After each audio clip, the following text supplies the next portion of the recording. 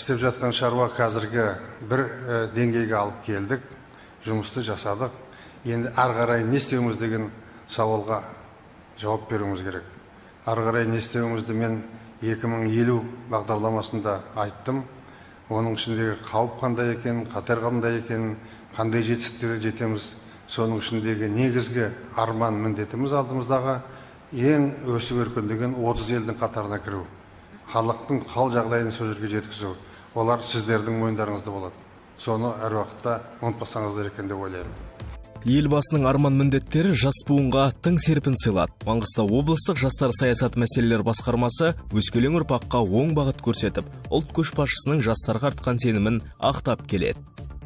Ұлт жоспары мемлекет басшысы Нұрсұлтан Назарбаевтың 5 институционалдық реформаны жүзеге асыру жөніндегі 100 нақты қадам. 100 нақты қадам бұл жаһандық және ішкі сын-қатерлерге жауап, және сонымен бір мезгілде жаңа тарихи жағдайларда ұлттың дамыған мемлекеттердің 30-ығына кіру жөніндегі жоспары. Ұлт жоспары 5 тармаққа бөлінеді. Алғашқысы кәсіби мемлекеттік аппарат құру, заңның үстемдігін қамтамасыз ету, индустрияландыру және экономикалық өсім, біртектілік пен билік, есеп беретін мемлекетті қалыптастыру. Бүгінгі таңда облысымызда 14 пен 29 жас аралығында 159.787 жастар бар. Бұл облыс тұрғындарының 25%-ын құрайды. Қалаларда 62.342 жас болса, ауылдық жерлерде 97.445 жас тұрады. Облыстық жастар саясат тарапынан мемлекеттік жастар саясатын жүзеге асыруда біршама іс атқарылып келеді. Мемлекеттік жастар саясаты 100 нақты қадам ішінде 86 қадам болып саналады. Оның ішінде болашаққа бағдар 2020 бағдарламасына сәйкес мемлекеттік жастар саясатын жүзеге асыру мақсатында осындай үлкен бағдарлама қаралған. Біздер қазіргі таңда 2013-2015 жылда тұжырымдаманың бірінші жартысы бітірдік. Енді екінші жартысы 2016-2020 мемлекеттік жобаны жүзеге асыру мақсатында тұжырымдаманың екінші кезеңін бастадық. Сол кезеңге сәйкес қазіргі таңда мемлекеттік жастар саясатын жүзеге асыру мақсатында мемлекеттен беріп жатқан жастарға әртүрлі мемлекеттік бағдарламаларды жастардың саналарына жеткізу болып табылады. Енді айта кететін болсақ, бірінші қазір өзекті мәселелер жұмыспен қамту, сонымен қатар ауыл жастарын көтеру және де жастардың тиімді бос уақыттарын тиімді пайдалану, тиімді өткізу мақсатында осындай жұмыстар болып табылады. Иә, осы орайда шешімін тапқан мәселелер де бар. Атап айтқанда 2017 жылдың қараша айының басына жұмыспен қамту органдары арқылы 6437 жас жұмысқа орналасты. Ал тіркелген жұмыссыз жастардың саны 3,5%-ды құрайды.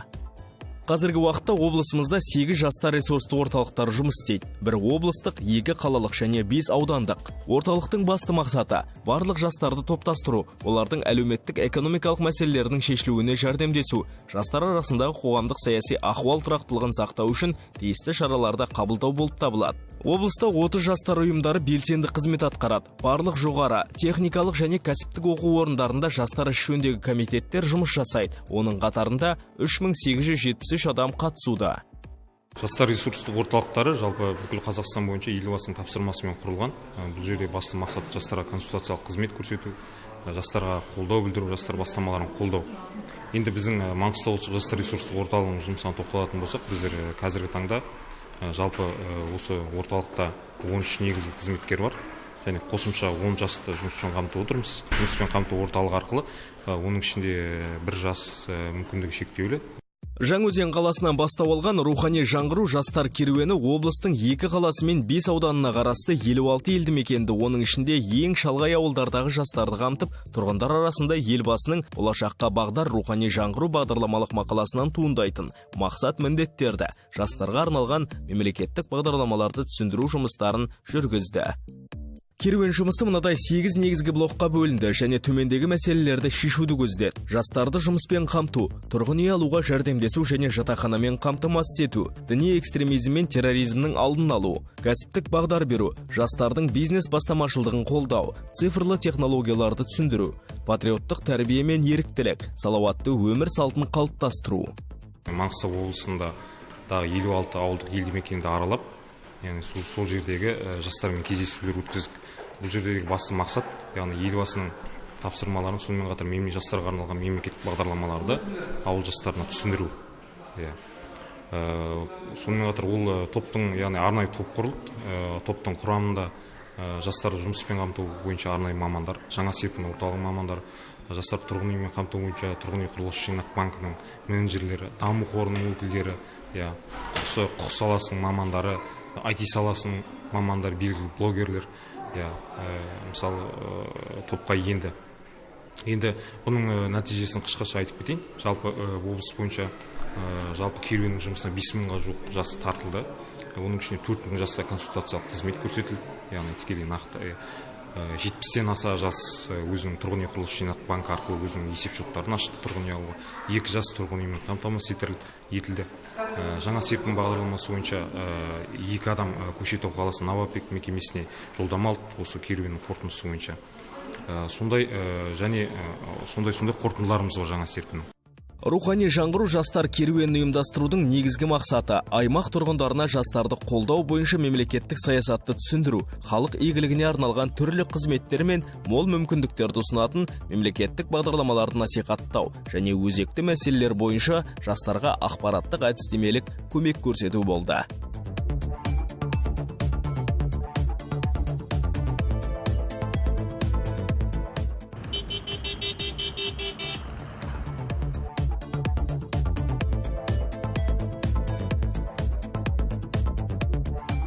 Бірінші қарашада бастау алған рухани жаңғыру 2 аптадан аса 15 күн, бүгін міне 15-ші күні қасиетті Ақтау қаласына келіп өз көшін тоқтатты. Енді бұл көш тоқтады ма? Жоқ, бұл тоқтаған жоқ. Біз енді бұл көштің туын, бұл көштің жалауын мынау Батыс Қазақстан облысының жастарына қазір марапат түрде, мереке түрінде біз тапсырамыз. Батыс Қазақстан облысы жас көшбасшыларына табыс етуге рұқсат етіңіз. Эстафета жолданады. Бүкіл Қазақстанды айналып шығады.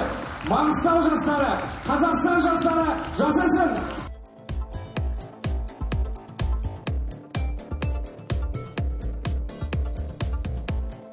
Бұдан өзге негізгі бағдарламалар жастар практикасы, жасыл ел, кәсіби бағдары, жаңа серпін өңірлік бағдарламасы, тегін кәсіптік білім беру, тұрғын үй алуға жәрдемдесу, діни экстремизм мен терроризмнің алдын алу, ағымдағы уақытта дипломмен ауылға мемлекеттік бағдарламасы арқылы жұмысқа орналасқан 502 маманға көтерме ақы 65 миллион 596 мың теңге төленді, ал 197 жас маман тұрғын үй алуға 661 миллион теңге несие алды.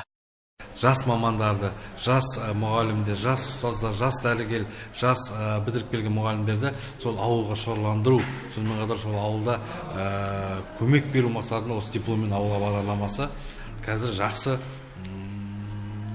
пайдасына келіп жатыр.